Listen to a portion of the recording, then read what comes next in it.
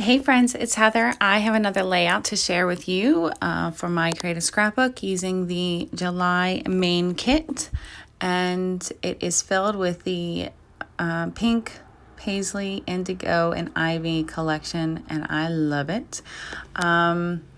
I started out though with a piece of white cardstock. I've already put some clear gesso on it because I wanted to, I really wanted to go back and use these stamps. These were included in the June kit. And I used them on a layout and then ended up covering up most of it.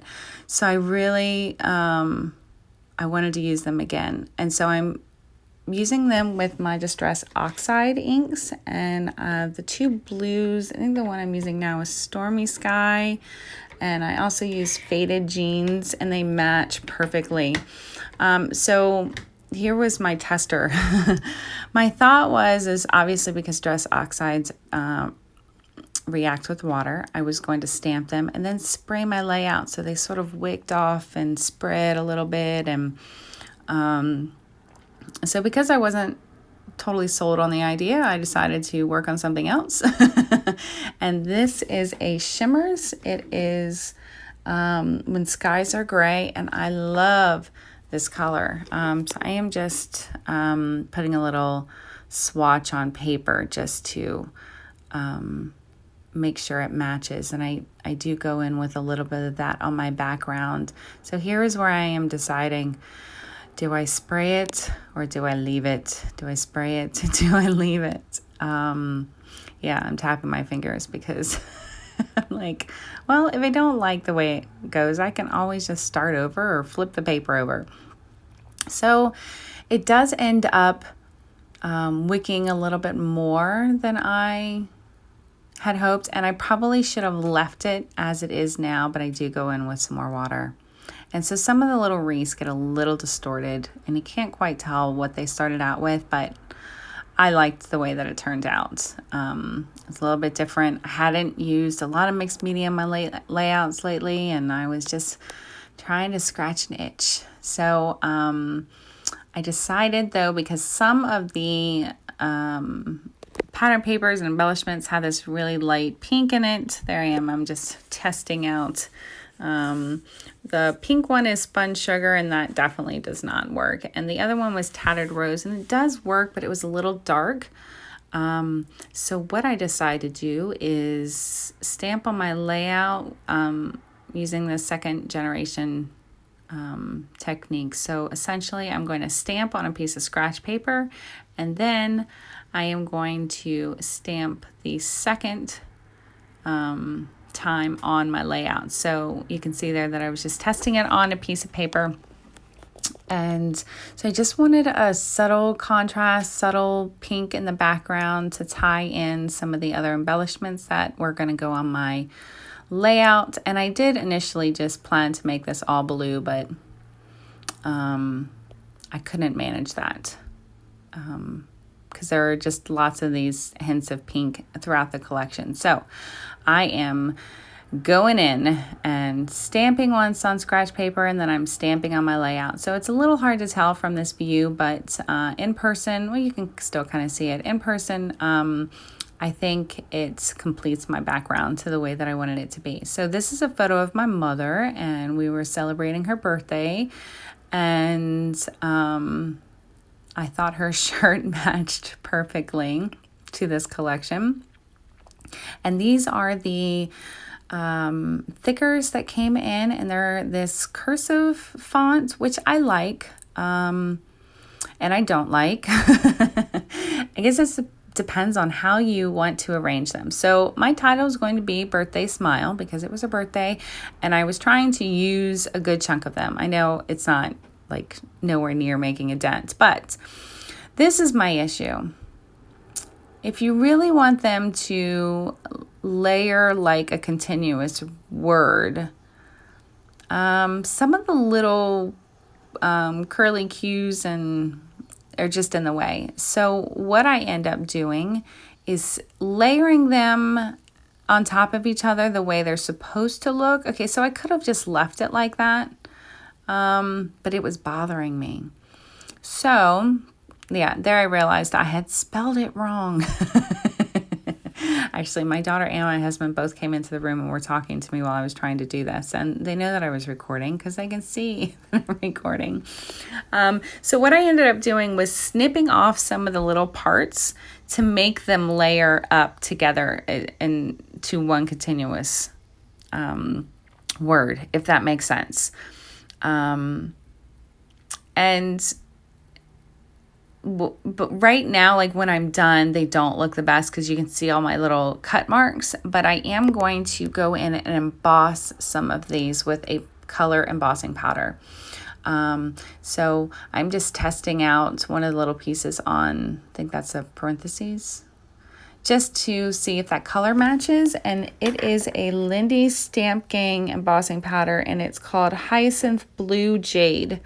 And it is really pretty dark navy almost, but it's got really nice shimmer to it. So my plan is that I was going to emboss the bottom half of my title or those words. And then I got this bright idea that I was going to add more embossing. So I took some of the pattern papers and my Big Shot and a memory box die, and I cut out a bunch of these leaf clusters. And I've done this before on other, actually I've done it on leaves before, but I've done it on other die cuts. And I just take a little sponge dumper in my Versamark ink, which is a clear sticky ink. And I am just pouncing on the edges of those leaves. And then I pour embossing powder over it. And the embossing powder that I use for the leaves are from Stampendous. And I want to say it's like from their Fragment collection, something along those lines, but it's a mix of pink and cream and gold glitter, and I love the way that it looks. So I did that on a few of the die cut leaves that I created, and then I'm gonna scatter those around my page. And now I'm going back and doing the same process for the 2 words in my title. So I'm just taking a sponge dauber that I set aside and use only for my Versamark. You don't necessarily want to use that for other inks. Or use it on a dye ink or a pigment ink and then stick it in your Versamark ink. And you can tell my Versamark pad is very blue, and I know the culprit for that. It's actually a Gina K ink. It's in the navy, and I love the color of ink, but I was going back and forth with the stamp between that and my Versamark, and now my Versamark pad is blue, but it does not matter. It still works just as fine. It was actually a brand new one because my old one was years old and it was not as sticky. But it still works. So should you get ink on your Versamark pad, don't be worried. It's fine. And then I decided I wasn't done with the inking. I told you I wanted to get an inch of my mixed media in. So I took the negative shapes from cutting out these dies in my Big Shot, and I am using them as stencils for my background.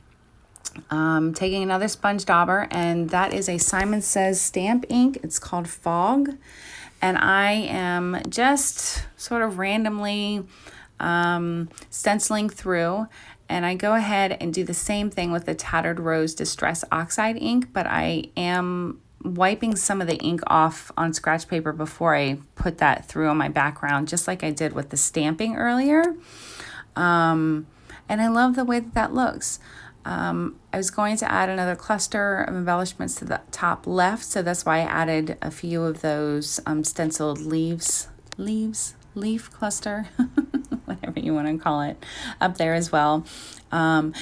I did notice, though, that when I was adding some of the stenciled leaves, you can tell where the gesso ended, the line of gesso, because the ink that was on the background on a section that wasn't gessoed is much darker than the stenciled area on top of gesso, which is not surprising. I mean, that's just how it goes. But I didn't realize that I was crossing that line. I ended up covering it up with some of the embellishments, so it really wasn't a big deal. But I love the added dimension and texture it gives, just layers on layers.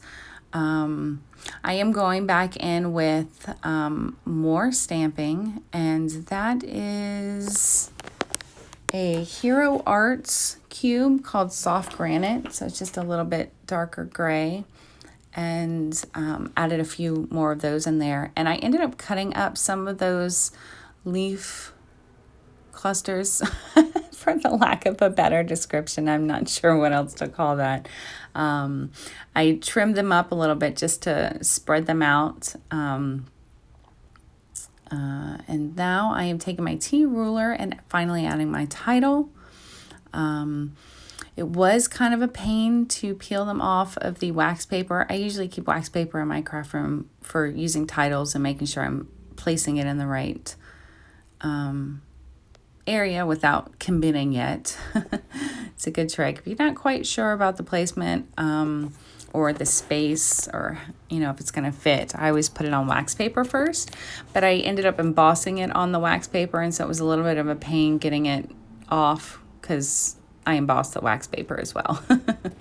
But it came off pretty cleanly.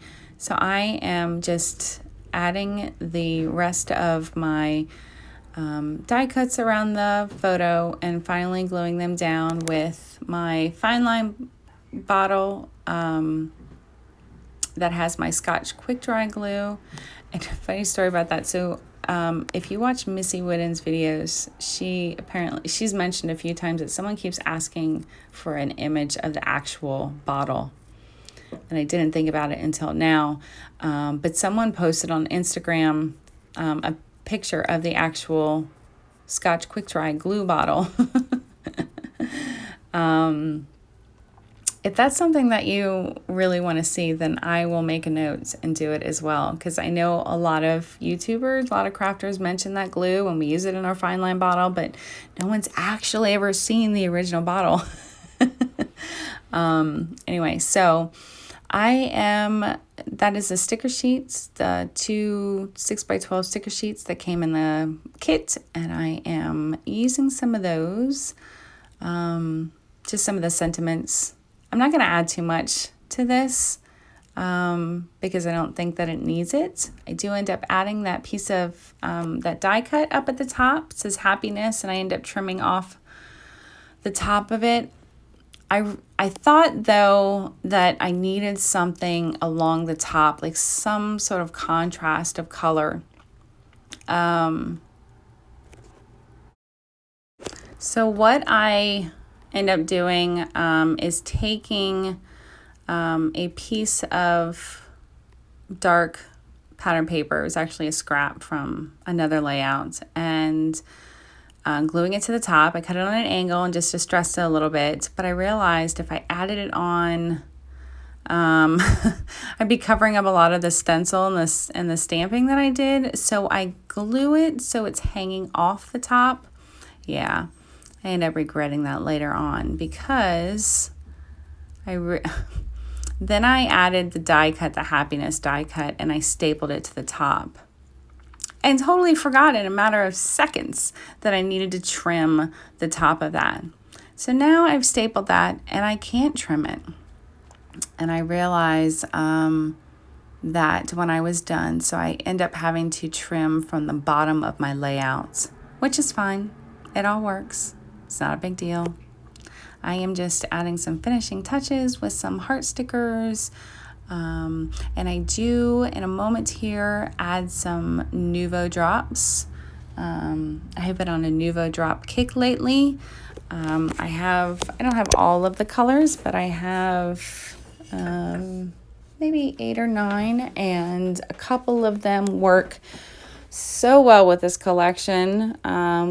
One being Double Denim, and the other is Calming Aqua. They're both the crystal drops, and they both look great. So here are some still shots. I hope you enjoyed watching, and please let me know if you have any questions about any products I used or process. I'd love to know what you think in the comments below. Thank you so much for joining me. I hope you were inspired to create something similar. Have a great day. Bye-bye.